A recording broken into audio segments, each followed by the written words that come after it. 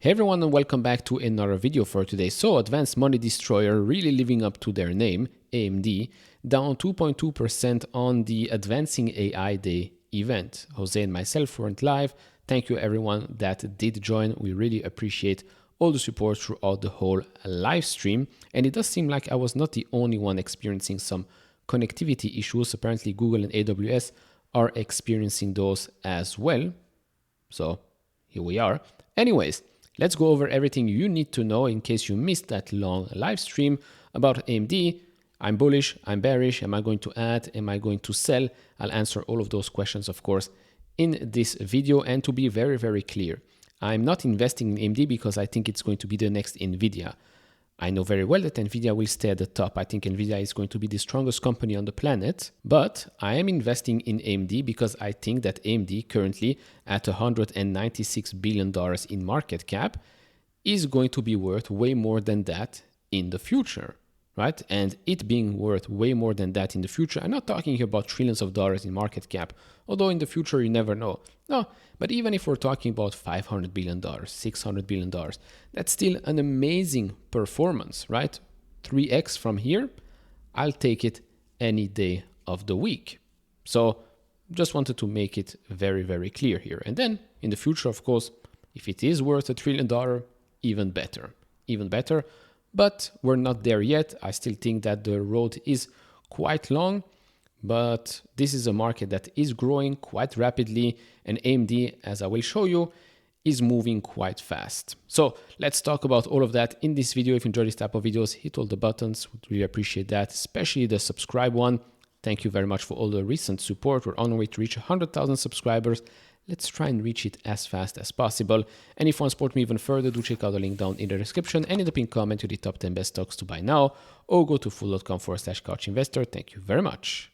All right, so throughout the keynote, we've had a lot of executives and engineers come and talk with either Lisa Su or forgot the other guy's name from AMD.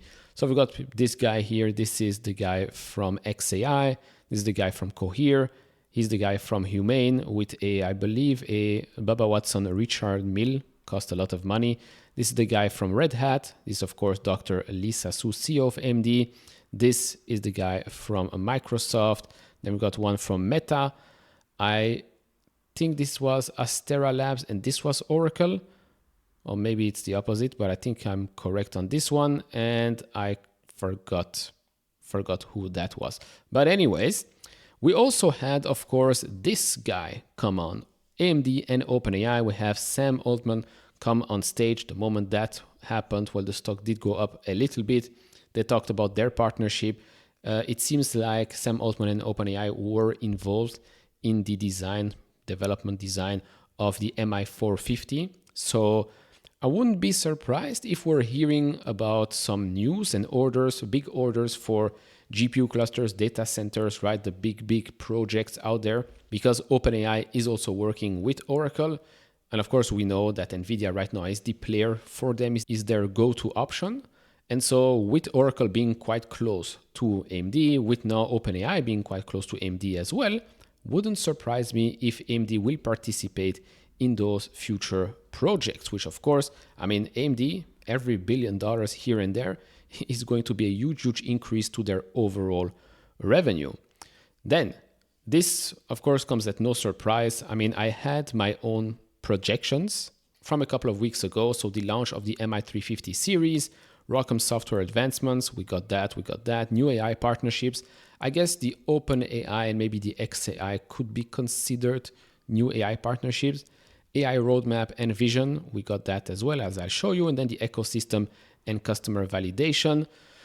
I'd say yes, they did show us the ecosystem. We didn't get a new big hyperscaler customer, so I'd say that's one of the negative points that I will point out. And then it's true that during the keynote, there was a segment where it was pretty boring, but don't forget, this is a developer conference. So developers. Then Lisa Su told us yet again and reminded us that yes, the last time that she talked about the data center AI accelerator total addressable market, that's going to be over $500 billion by 2028. She said people thought she was crazy and that's not going to happen. And well, she repeated that number yet again, and she thinks that that is very much going to happen. And inferencing is expected to grow over 80% CAGR, while this is growing at over 60% CAGR. Well, this is since 2023. So huge growth. And of course, again, I will keep repeating it again and again, so it is stuck in your head. This is great for Nvidia, and this also shows why AMD can win and will win, because this is a huge market that is growing extremely quickly, and AMD can take more chunks of that market. Moving on to all the major announcements here. So they unveiled the MI350X and MI355X GPUs, delivering 4 times more AI compute and 35 times higher inference performance gen on gen. Of course, AMD positioning itself very well for the inferencing age of things, but also for the training, but way more focus on inference. They also announced the latest version of ROCm 7. ROCm is, of course, their open source software, which, yes, should rival CUDA in the future, but CUDA libraries, I mean, that thing is huge and has been building for many years. They also announced AMD Helios AI rack that's this one right here for 2026, that combines next-gen EPYC Venice CPUs, MI400 GPUs, and Pensando's Volcano AI NICs with ROCm 7 plus with UA Link compatibility as the premier offering for open scale-up networks for at-scale training and inference. And then lastly here, AMD Developer Cloud for global developer and open source communities. Again, a lot of focus is, of course, on the software side of things. Lisa Su mentioned it as well. She knows hardware-wise, I think they're fine, but the issue has always been on the software side of things. And clearly this event has been, well, the point of it has really been to show, okay, the hardware, the roadmap, but definitely showing the developer community, look, AMD is here. This is what we can do. This is what you can do with our software and our hardware. Come try it out. They then showed us the performance of AMD Helios AI rack, more specifically here AMD Instinct MI400 series versus Vera Rubin. Of course, there's also Vera Rubin Ultra, but as you can see here, competing with Vera Rubin, it is competing very well.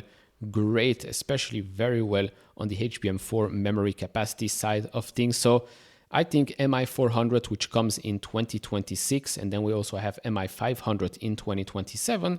But starting 2026, I think that's when you will see AMD start to compete very well with everyone else, which means with Nvidia. They, of course, showed us the MI350 series, how that performs, and especially against the GB200 and the B200. And here, as you can see, performing very well. It's also delivering the highest inferencing throughput for large models. So here again, comparing it to the B200 and GB200. Of course, and as we've said during the live stream, this is first-party data, right? Because when we see these types of things, whether it's Nvidia, AMD, or Intel, they are always going to show the best numbers, right, for them. It's always great to then start looking at third-party data and see what they're saying.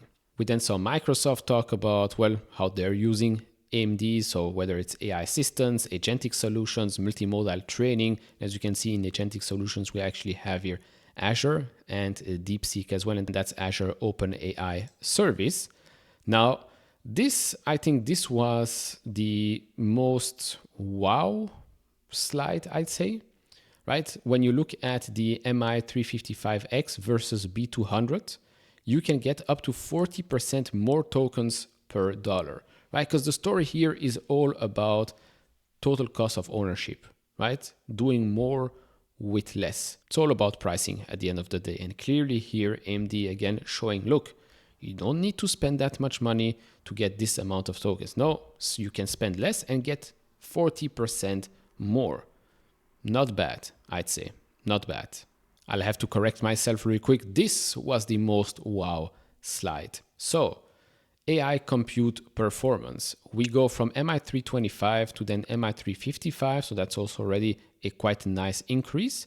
And then to the MI400 series, up to 10x more performance for the most advanced frontier models, making MI400 the highest performing accelerator. I mean, this is huge, right? Because if I'm one of the big players out there and I'm seeing this, of course, I have to verify, then I'm for sure making a call to AMD. That's why I'm saying that the MI400 starting in 2026, I think that will be the big game changer for the company and for the stock.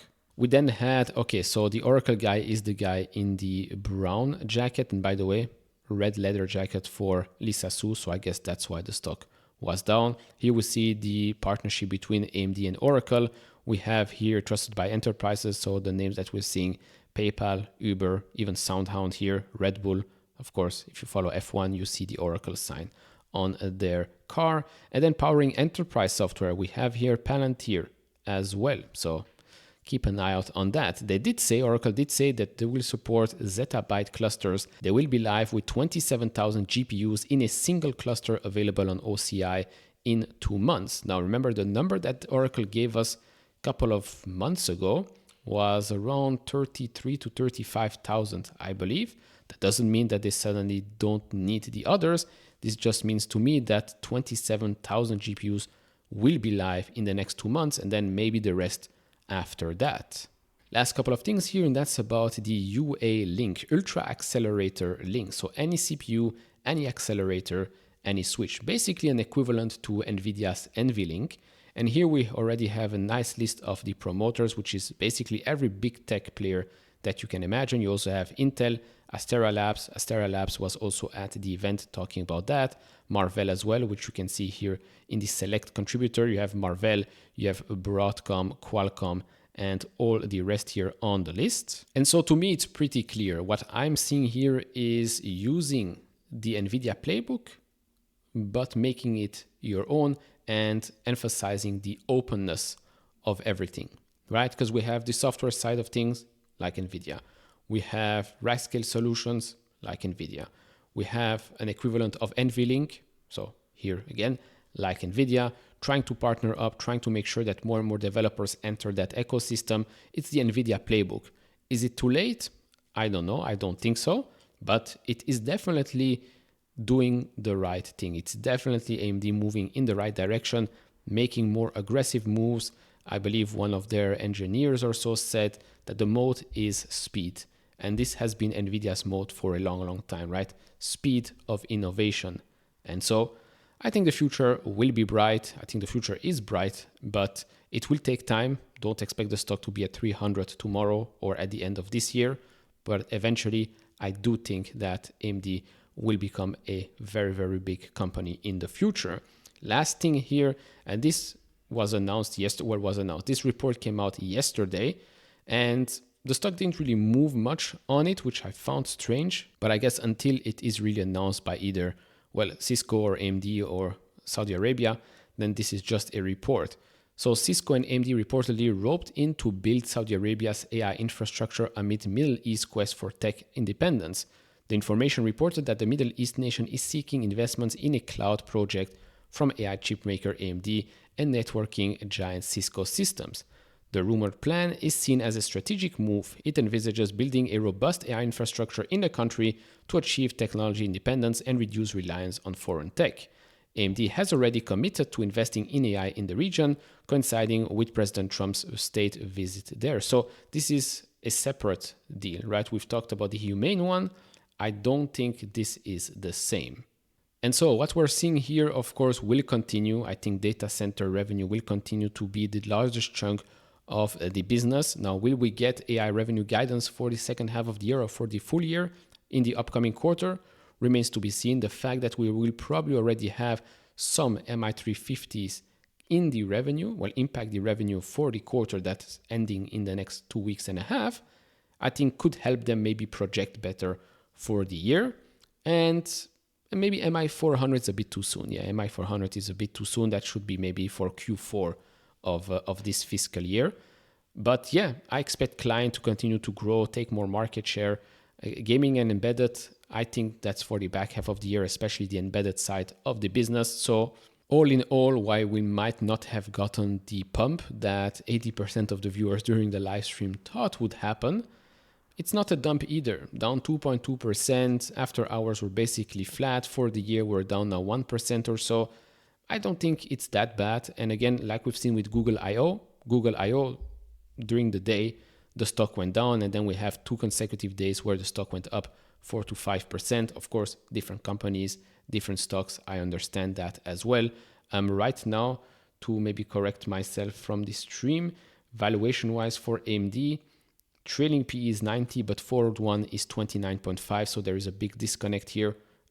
Markets are, of course, always forward-looking, and that forward PE is, of course, based on what the analysts are expecting this company to do in the future. So all in all, I'm still bullish on AMD. Will I be buying more shares? I will probably be buying more shares if we go back down even further, 110, maybe closer to 100, if that happens. If not, then I will just average up when I see fit. And so that's about it for me in this video. If you enjoy this type of videos, hit the thumbs up button, subscribe if you have not, and I'll see you all in the next one. Bye bye.